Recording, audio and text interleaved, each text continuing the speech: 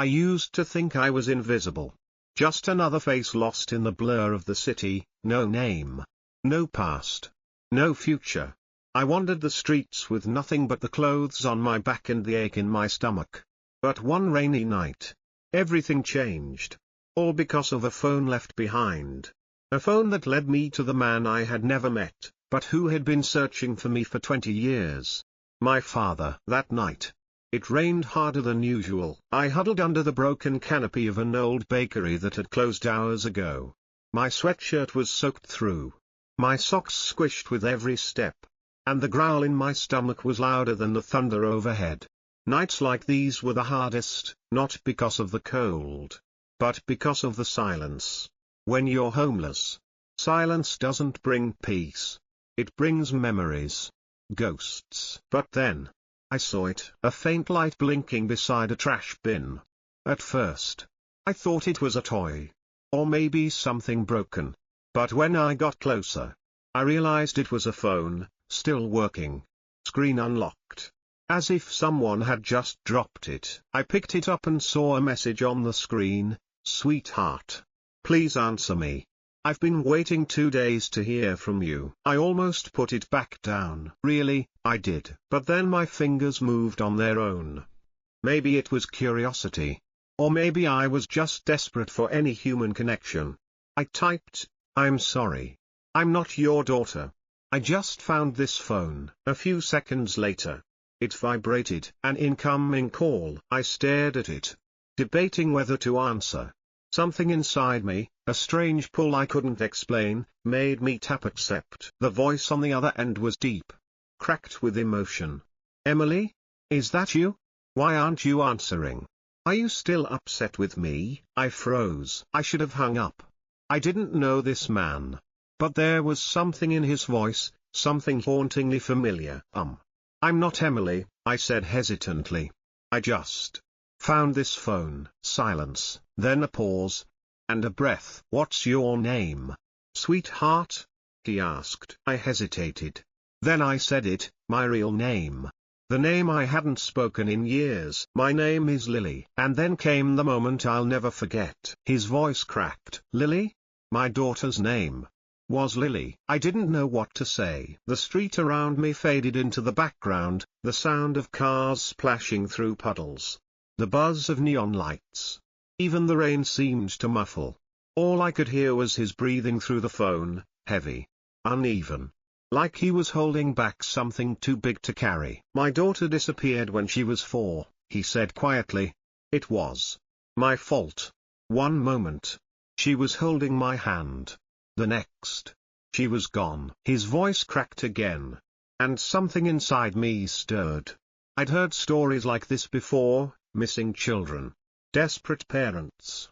But this felt different.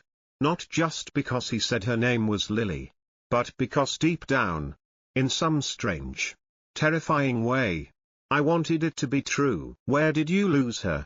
I asked. My voice barely a whisper. He answered instantly. At the Central Park Carousel. Spring Festival.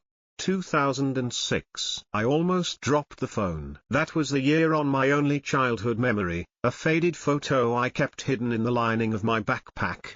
A girl in a pink dress, standing by a carousel, holding a balloon. No names. No date. Just that one blurry fragment of a life I never understood. I suddenly felt like the ground beneath me had shifted. Listen. I began, unsure how to phrase the impossible. I don't know who you are. But I think I need to meet you. The man didn't respond right away. Then, slowly, he asked, where are you now? I hesitated. Giving my location to a stranger should have been a red flag. But something told me he wasn't a stranger. Not really. I'm near Grant and 7th, I said. Outside a closed bakery. I know that area. He replied. I'll be there in 15 minutes. Please, don't go anywhere. And with that, the call ended. I stared at the screen, still glowing in my hand.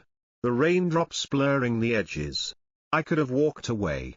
I could have tossed the phone, vanished into the night like I always did. But my legs wouldn't move.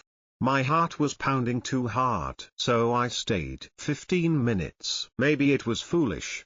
Maybe it was dangerous. But for the first time in years, I wasn't running from something. I was waiting for something. For someone. I waited beneath the flickering streetlight, shivering in my wet hoodie, heart thundering with every minute that passed. 15 minutes had never felt so long. I counted headlights, watched every car that turned the corner. I didn't even know what I was looking for. But when the black sedan pulled up and stopped in front of me, I just knew. The window rolled down slowly. A man in his late 40s leaned out. His dark hair was speckled with grey, face lined with age and worry. But it was his eyes that caught me. Hazel brown. Familiar. Painfully familiar. "Lily?" he asked. Voice rough with hope and fear. I stepped forward slowly, still unsure if I was about to shatter or be rebuilt. "I'm not sure," I said honestly. "But I found your phone. And your message. And I had to know." He opened the car door and got out. Standing beneath the rain with me. He didn't reach for me. Didn't try to touch. Just stared. Like he was afraid I'd vanish if he blinked. "I've looked for you for 19 years, he whispered. "After the police gave up. After your mother moved on. I never stopped." Something clenched in my chest. "I don't remember anything," I admitted. "Just flashes. A photo in front of a carousel. A woman crying. But no names. No voices." "I have that photo," he said, slowly reaching into his coat. He pulled out a weathered leather wallet and slipped out a creased photograph. It was the same photo. The exact same one. I gasped. I didn't even notice I was crying until a tear slid past my lips. "I don't know if I'm your daughter," I said. "But I want to find out." He nodded, blinking back tears of his own. "We can take a DNA test. I'll arrange everything." "But why?" I asked suddenly. "Why did I end up alone? Why didn't anyone come for me back then?" His face fell. "That's the part that keeps me up every night," he said. "There was a crowd. You were holding my hand one moment. Then you were gone. We thought someone had taken you. But there was no ransom. No sign. I blamed myself every single day." I wanted to scream. I wanted to hug him. But all I could do was stand there, trembling. He reached into the car again and pulled out a dry hoodie. "Here. You're freezing." I took it. It smelled like warmth. Like home. Like something I didn't know I'd been missing. As we sat together in silence, something shifted between us. Not quite certainty. Not yet closure, but the beginning of something real. The next morning, we went to the clinic. We did the DNA test. And then, the waiting began. 3 days. That's how long it took for the results to come back. I'd spent those days in a kind of emotional limbo, sleeping on the couch of a cheap motel he rented for me, eating warm food for the first time in weeks, and talking to him, Daniel. That was his name. He didn't push me. Didn't treat me like a daughter. Just like a person. A person he desperately hoped would be his. And strangely, I found myself hoping the same. I still didn't know if I belonged to him. But sitting across from him in the motel lobby, sipping hot coffee while he told me about his favorite books and how he used to sing lullabies off-key, I wanted to believe I wasn't just a random girl who picked up a phone. I wanted to believe fate hadn't been so cruel to dangle hope in front of me just to rip it away. When the email arrived, we were both too scared to open it at first. He handed me his phone, palms sweating. "You read it," he said. I took a deep breath and tapped the screen. My eyes scanned the lines, then stopped. And I read the words out loud. "Probability of biological paternity, 99.98%. My hands shook. His mouth dropped open slightly, like he'd forgotten how to breathe. For a moment, neither of us moved. Then he stood up, slowly, carefully, like approaching something fragile. "Lily," he whispered. "You're really her." I nodded. And suddenly I was in his arms.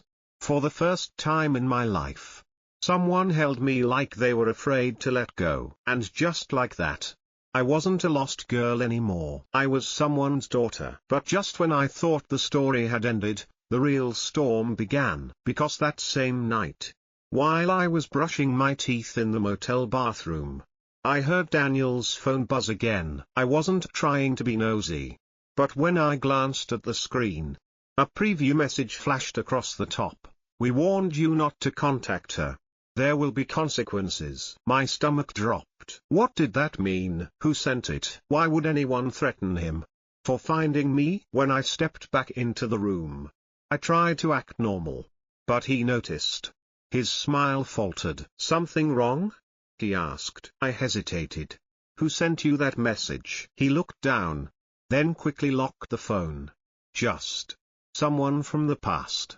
Don't worry about it." But I couldn't stop worrying, because if I was truly his daughter, if I had been missing all this time, then someone had been hiding me. And now that I was found, someone clearly wasn't happy about it. That night, I barely slept. Every time I closed my eyes, I saw that message again. "We warned you not to contact her.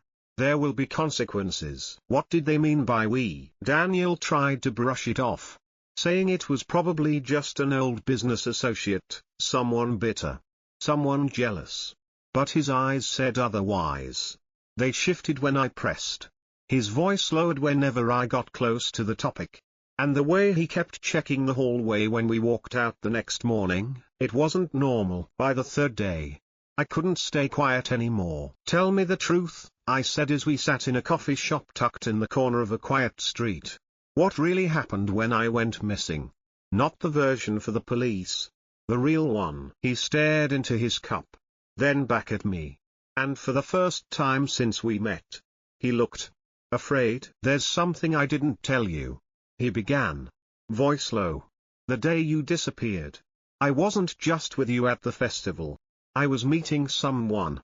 A woman." My chest tightened. "What kind of woman?" "She was from a private agency," he said. "She offered me a business deal, something high risk, high reward. I wanted the money. I didn't ask too many questions." I felt my stomach twist. "What does this have to do with me?" Daniel's hands trembled as he continued. "She knew about you. She said she had resources, offered to help me expand internationally. I didn't think much of it until that day. After you disappeared, she vanished too." "You think she took me?" I asked, almost choking on the words. I didn't want to believe it. I kept hoping it was a coincidence. But when the police couldn't find a single camera angle showing where you went, and when her number disconnected, he stopped, shaking his head. I knew. I just didn't have proof. A wave of nausea rolled through me. "Who was she?" I asked. "What was her name?" Daniel swallowed. "Her name was Catherine Hayes." That name meant nothing to me, until I pulled out the worn photo from my backpack, the one I'd carried since I was a child. A picture of a woman I always believed was my mother, soft smile, long black coat, holding my hand by the carousel. Daniel froze. "That's her," he whispered. "That's Catherine." I dropped the photo. No, you're wrong. That's my mother. She raised me." His voice cracked. "She stole you, Lily." The world spun. Everything I knew, every scrap of identity I'd clung to, was being torn apart. The woman who fed me, who tucked me in at night, who whispered that I was special. She wasn't my mother. She was my kidnapper. I couldn't breathe. I staggered out of the coffee shop, into the street, gasping like the air had been sucked from my lungs. Daniel followed, calling my name. But his voice sounded far away, fuzzy, distant. How could this be real? How could my entire life be a lie? I didn't know where I was walking. My legs moved without thought, every step echoing like thunder inside my skull. The streets blurred around me, cars, people, lights. None of it made sense anymore. She wasn't my mother. Catherine Hayes. A name that now pulsed in my brain like a wound. The woman who braided my hair, who sang off-key lullabies when I had nightmares, Who kissed my forehead and told me the world didn't deserve someone as bright as me. She was the same woman who had stolen me from my real father. I finally stopped in front of an old apartment complex on the outskirts of the city. I don't even remember how I got there, but I knew the door. I knew the numbers on it. I'd memorized them long ago. Apartment 3B. My hands trembled as I knocked. Silence. Then the sound of slippers dragging across the floor. The door creaked open, and there she was, older than I remembered. Thinner. Her hair was streaked with grey, tied back like she always wore it. But her eyes, they hadn't changed. Warm. Sharp. Calculating. Lily. She breathed. My God. It's really you. I stared at her. For a long time. I didn't say a word. I couldn't. I found him. I finally whispered. Her expression didn't falter. Not even a flinch. I see. That's all you're going to say? I snapped. You took me. You lied to me my whole life. Why? She looked at me, quietly stepped aside, and motioned for me to come in. I didn't want to, but I did. The apartment hadn't changed much. Same beige wallpaper. Same peeling couch. Same framed photograph of the two of us on the mantel, her arms around me. Like nothing had ever been wrong. I didn't take you out of hate, she said softly, sitting down. I took you out of love. I scoffed. You kidnapped me. I saved you, she insisted. You don't know what your father was involved in back then. He wasn't the man you know now. He was reckless. Obsessed with money. He would have sold you to the same people who threatened him. I froze. What are you talking about? She took a deep breath. Daniel owed a lot of money. To very dangerous people. He used you, your identity, as collateral. When he missed a payment, they were going to take you. Use you to control him. I stepped in. I paid his debt. And I took you. I shook my head. That can't be true. She stood and pulled open a drawer. Retrieving a thick folder. She slid it across the table. Inside were contracts, names, bank accounts, copies of emails, and tucked at the back, an agreement signed with Daniel's signature. It read, in the event of default, custody of the minor Lily Hayes is to be transferred. My vision blurred. No, I whispered. This isn't possible. I never meant to keep you forever, Catherine said, eyes shimmering. But you were happy. Safe. I gave you a childhood. All I did to protect you. I stumbled back toward the door. You still lied to me. You still kept me from him. And would you have been better off without me? She asked, her voice shaking. Would you have survived what those people would have done to you? I didn't answer, because I didn't know. Outside, the city felt colder than before. The truth wasn't simple. It wasn't black and white. I had a father who once risked me for power, and a kidnapper who might have saved me. And now I was stuck between them. I didn't go back to the motel that night. I walked the city until sunrise, trying to sort through the hurricane inside my chest. My whole life had been shaped by lies, some to protect me, others to control me. But now that I knew the truth, what was I supposed to do with it? Was Daniel the victim, or the architect? Was Catherine my kidnapper, or my savior? And if neither of them were innocent, who was I? By morning, I found myself sitting in front of a church. Not praying, just sitting. Letting the quiet soak into my bones. My phone buzzed. It was Daniel. Where are you? I've been looking all night.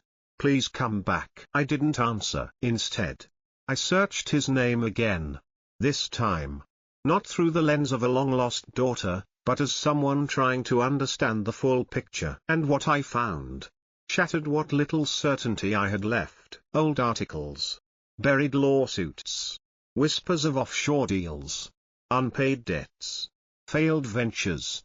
There were sealed settlements, non-disclosure agreements, even a name that kept popping up, Victor Lang. A name that made my skin crawl, because I'd heard it once before. From Catherine. He was one of the men Daniel owed money to. A man who handled things when people failed to pay up. Suddenly, I understood why she'd warned me. Why she said they were dangerous. Because now, Victor Lang had returned that night.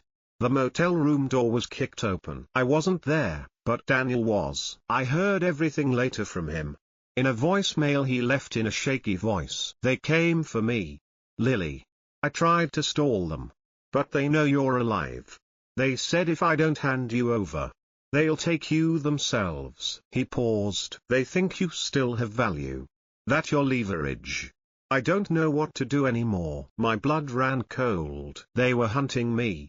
Again. 19 years later, and I was still being treated like a transaction. A price tag. A bargaining chip. That night, I did something I never thought I'd do. I went back to Catherine. When she opened the door, she didn't look surprised. They found him, I said.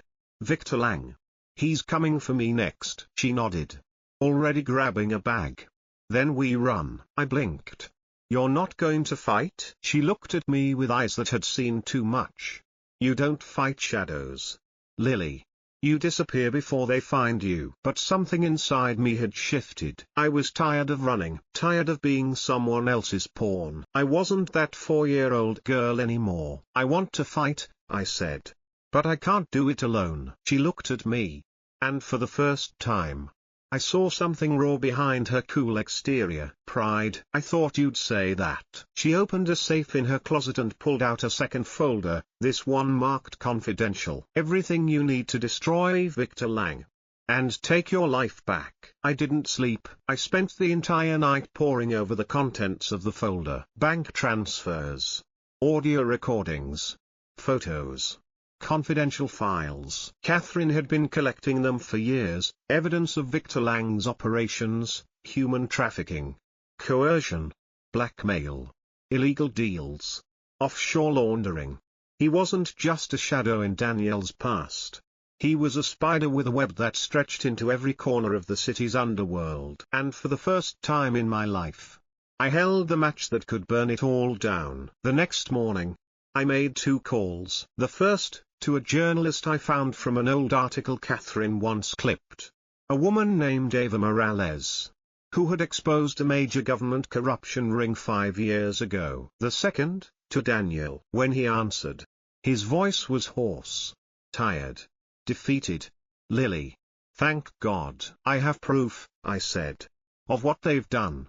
And what you did. There was a long pause. I never meant to, I know. I interrupted. But you did it anyway. You used me. Just like they did. You gambled with my life. And you lost. He didn't deny it. I want to make it right, he whispered. Then help me expose him. Eva Morales agreed to meet me in a diner on the east side, quiet. Neutral. I handed her everything. Told her the whole story. She listened without judgment. Without disbelief. Just that razor-sharp focus of someone who knew a headline when she saw one. This could bring them all down, she said softly. You realize the risk you're taking? I nodded. It's the only way I'll ever be free. By nightfall, the story had gone live. Stolen child. Stolen life, the secret network that hid a girl for 20 years. My photo, blurry, rain-soaked, tired, was on the front page of every major site. And with it, Victor Lang's empire began to collapse. But shadows don't fade quietly. 2 days later, as I walked out of Ava's office, a black car pulled up fast at the curb. Doors swung open. Men in suits. Catherine was beside me. Run, she shouted. But I didn't. I turned to face them. This is over, I said. The world is watching now. One of the men stepped forward, ready to grab me, until he saw the row of journalists stepping out behind me. Cameras rolling. He froze. I smiled. Just a little. Say hi to the internet. Victor Lang was arrested that night. The story went global. A month later, Daniel was called to testify in a federal trial. He went willingly. Broken, perhaps, but trying to redeem what was left of himself. As for Catherine, she disappeared. No notes. No goodbyes. Just vanished, like a ghost returning to the shadows she came from. But I knew she was out there, watching, protecting me from a distance, like she always had, even if it was all born from a lie. And me, I finally got to live. Not as a pawn. Not as a missing child. Not as someone's bargaining chip, but as Lily. Just Lily. A girl who found a lost phone. And, through it, found the pieces of herself she didn't even know were missing.